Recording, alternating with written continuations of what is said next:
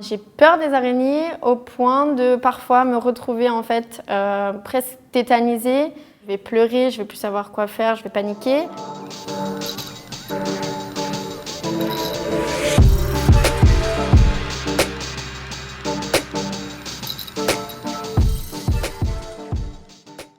Je suis rentrée chez moi à 3h et quelques du matin et en fait je me suis retrouvée bloquée dehors devant la porte parce qu'il y avait une araignée pas mal grande devant la porte d'entrée.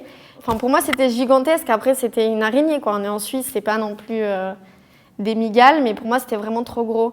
Et du coup en fait j'ai téléphoné à ma maman qui dormait et en fait c'était en même temps ridicule parce que je suis restée dehors au milieu de la nuit jusqu'à ce qu'on vienne m'ouvrir la porte alors que j'aurais pu faire quelque chose, mais je m'étais dit même en sandales et tout, elle va me grimper dessus, c'était pas possible quoi. J'ai peur des araignées au point de parfois me retrouver en fait presque tétanisée. Je vais pleurer, je vais plus savoir quoi faire, je vais paniquer. Ou alors, suivant où je suis, je vais partir complètement et laisser tout ce qu'il y a en plan là où c'était au moment où j'étais en train de faire quelque chose. C'est vraiment une perte de maîtrise globale et en fait, je sais plus quoi faire, je sais plus comment faire. C'est vraiment un peu genre, je suis là, mais ma tête et mon esprit sont pas raccordé avec mon corps dans le sens où moi je serais là physiquement mais en fait j'aurais pas mon cerveau qui pourra me dire fais telle et telle chose pour t'aider.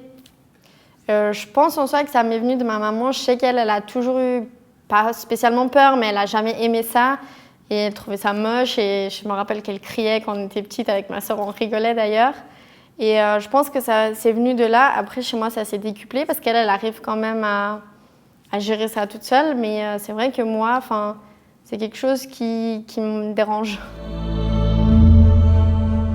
Suivant où je dois aller, je vais regarder avant de rentrer, typiquement tout ce qui est cave ou garage.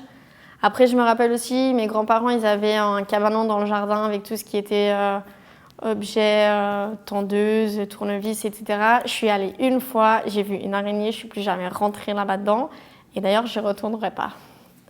Après, j'avoue que par exemple, tout ce qui est balade en bateau sur le lac Léman, ça j'y pense maintenant, d'ailleurs ça m'était arrivé une fois.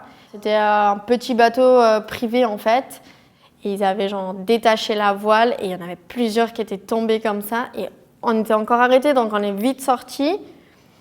Enfin moi je suis vite sortie sur le pont mais voilà, je pense que me faire une balade au milieu du lac, je serais capable de sauter dehors du bateau. Mais après me balader même en forêt ou quoi, m'asseoir dans l'herbe, c'est pas quelque chose qui me bloque de premier abord, donc peut-être parce que ça m'est jamais arrivé qu'il y en a une qui m'arrive dessus à ce moment-là. Si ça m'était arrivé, j'aurais peut-être changé d'avis, mais pour le moment, c'est quelque chose qui est faisable. Alors la désensibilisation, je me suis renseignée plusieurs fois. J'ai vu notamment quand ils avaient ouvert Aquatis à Vennes qu'il y avait des séances les samedis de désensibilisation. Je m'étais renseignée et ensuite quand j'ai vu comment ça se passait, j'ai tout de suite arrêté parce que m'imaginer avec une mygale qui me monte dessus, c'était absolument pas pensable. Et en soi, je me suis dit, en fait, je préfère, je crois, avoir peur toute ma vie que devoir me mettre devant ce fait-là. Après, on m'a parlé aussi de l'hypnose. Je me dis, est-ce que vraiment pour des araignées, ça vaut la peine?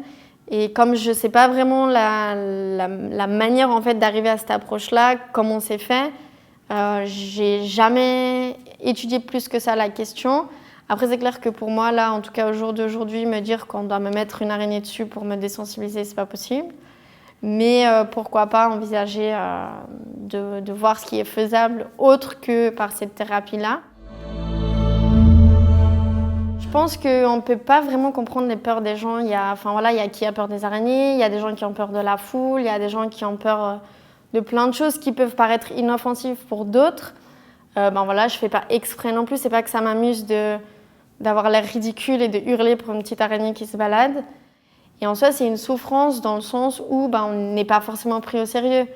Après, ça peut être assez frustrant devant le fait accompli, c'est-à-dire que s'il y a une araignée et que moi je demande qu'on vienne m'aider, qu'on me dit « Ah, mais ça va, tu peux l'enlever », en fait, les gens ne se rendent pas forcément compte que là, je suis au point de ne pas pouvoir bouger un doigt parce que j'arrive pas à contrôler en fait, mes actes. Et ce fait-là de dire « Oui, mais c'est bon, tu peux faire », c'est un petit peu embêtant et dérangeant dans le sens où c'est une sorte de souffrance entre guillemets. Enfin, je suis pas bien et ça m'amuse pas de faire. C'est pas comme si je faisais semblant pour embêter les gens. Mais je pense que c'est pas non plus la pire et je me dis voilà, il y a des gens, ils ont des peurs plus graves que toi, ils arrivent à faire plein de choses, donc il n'y a pas de raison que tu restes là et que tu attendes. Surtout que si tu bouges pas, elle risque de venir ici aussi, donc ça changera pas le problème.